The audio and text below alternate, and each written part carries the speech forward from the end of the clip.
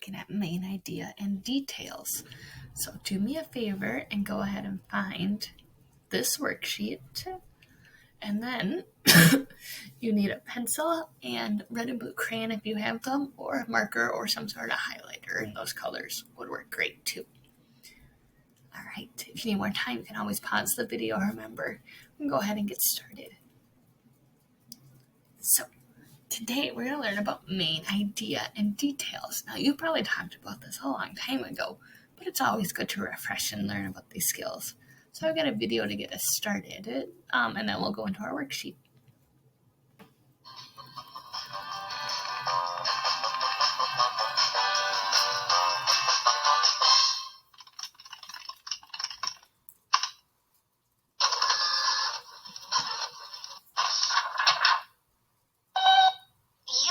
Paragraph? Roller coasters move in different ways. They can loop upside down. Some twist and turn on the tracks. Others rise high in the sky and then drop suddenly. No matter how roller coasters move, I love feeling the wind through my hair. Moby, you don't have any hair. But this is an awesome paragraph. Your main idea comes through loud and clear. What is a main idea? The main idea is the point of a piece of writing. It can be a big idea the writer wants to get across. The main idea of your paragraph is that roller coasters move in different ways. The topic sentence tells the main idea and lets you know what the rest of the paragraph will be about. Let's see. Your topic sentence is, roller coasters move in different ways.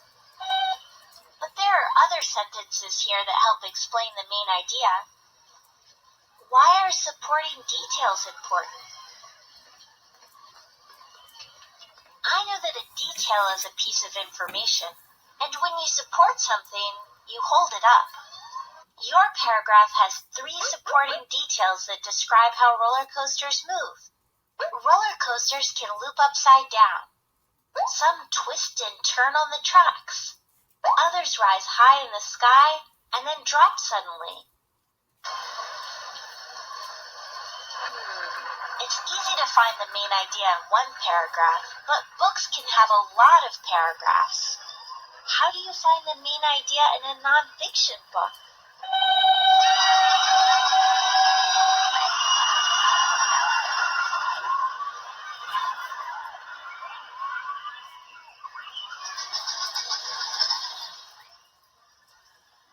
I know that a book can have one big main idea, and each chapter has a main idea that supports the big idea of the book. And those chapters have paragraphs with main ideas that support the chapter. I think the main idea of this whole book is that making roller coasters takes a lot of science and planning, and there are a lot of details to support that.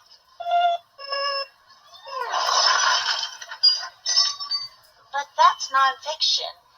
So, how do you find the main idea in a story? This is a great story. The main idea? Not sure. But I can find out by looking for clues in the story. In the story, a girl goes on her first roller coaster. She has butterflies in her stomach and wishes she had never gotten in line. But her big sister promises to hold her tightly. And she winds up having a lot of fun and doesn't even need to hold her big sister's hand. I can look at the supporting details to figure out the main idea. The girl was nervous, wanted to leave, and her sister helped her. Right, Moby. The main idea is the girl gets over her fear with a little help. I bet she loved feeling the wind through her hair. But you still don't have hair, Moby.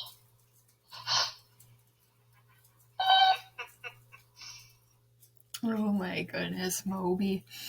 All right, so back to kind of the main idea of the main idea video. Did you catch what the girl said the main idea is? Main idea in general is what the author wants you to learn or what they want to tell you about. And then they do those things called details or supporting details, which tell you more about the idea. They go into it little like seeds. They go into good detail about the topic. So we're going to use this worksheet today to work on main idea and supporting details.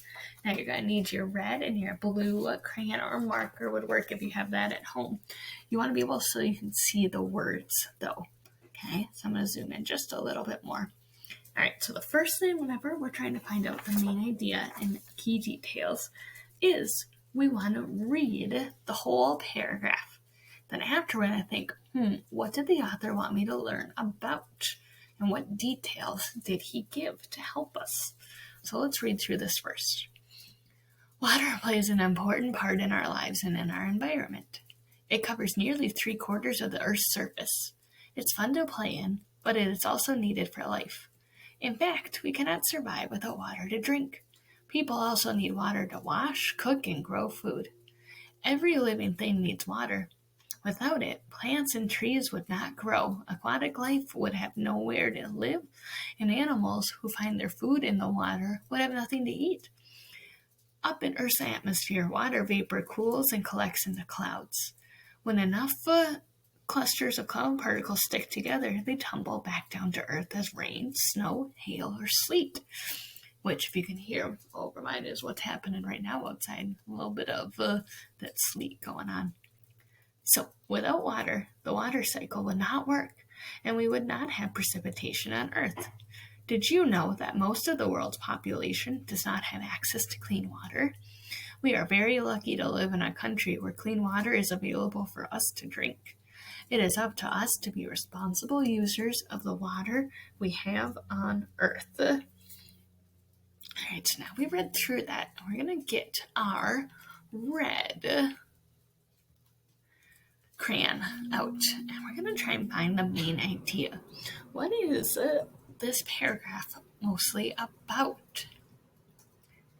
Yeah, it was about the importance of waters, but do you see a sentence that talks about that specifically? That very first one does. Water plays an important part in our lives and in our community. Now, usually the main idea is going to be towards the top of our paragraphs when we're looking at just a paragraph. So yeah, that makes sense. And I need to change to more of a blue, not like a teal. Okay, and now we'll do this one. Now we're going to use our blue crayon to underline supporting details. Oh, forgot that. That's not quite the color I wanted. I'm going to go back and make it more blue. Let's try this. Oh, this is not working very well. All right, use a blue crayon to underline supporting details. Let's try that. Maybe not. Okay, I'm not going to play around with it. Okay, so now we're going to read back through. We're going to find where the author gives us kind of clues talking about the importance of waters. So we're going to read back through. It covers nearly 3/4 of the Earth's surface. While that's a cool fact, does it really support that water is important? No, it just tells us that there's a lot of it. All right. It's fun to play in, but it is also needed for life. Does that tell us why it's so important? Like, how is it needed? No, it doesn't. But let's look at that next sentence. In fact, we cannot survive without water to drink. People also need water to wash, cook, and grow food. Those two sentences together are super important because they're telling us how we need it to survive. And we need it for a lot of different ways. Let's keep reading and see if we can find our second supporting detail. Every living thing needs water. Well, that's a good sentence. Does it really tell us exactly why they need it? Nope, so let's keep reading. Without it, plants and trees would not grow, aquatic life would have nowhere to live, And animals who find their food in the water would have nothing to eat. Well, hey, those sentences, or that sentence was just one, really tells us why those living things need it. Good. All right. You read through and tell me where you think you find that last one. Okay. So there's one more important sentence in here that talks about why water is so important. Okay. When you're done, what you're going to do is come down here. And if you want to write it in your crayon, you can do that so it color matches. So I'll do it in red here. I'll make my font a little bigger. So then I'm going to write what the topic or main idea was. Water, I'm thinking it's water plays an important part in our lives and communities. And then I obviously would write this right in my box, so I'm just going to change my sizing up to make it fit. Okay. And if you want to do this on your computer, you can download this extension. It's called Cami with Mom and Dad's approval. And you can kind of write on PDF documents. It's a really cool tool. We haven't done it in class. So if Mom and Dad aren't up for the challenge, you can just use the worksheet and upload a photo, okay? All right, then I have my main idea filled out. Now I need my 3 details. Well, we found 2 of them. So I'm going to go back to that blue one. And my first supporting detail was, if I look back up, oh yeah, we cannot survive without water to drink. So I'm going to write that there. We cannot survive without water to drink. And then if I'm doing it in Cami, I want to resize my box so it fits. Ooh. And that's about good enough. All right, then I need my supporting detail number 2 that we found. Let's see, let's look back up. Without it, plants and trees would not grow. Aquatic life would have nowhere to live. Animals who find their food in the water would have nothing to eat. So I don't want to write that whole thing out. So I'm just going to kind of give it a quick review. Plants and trees need water to grow. What else do we say?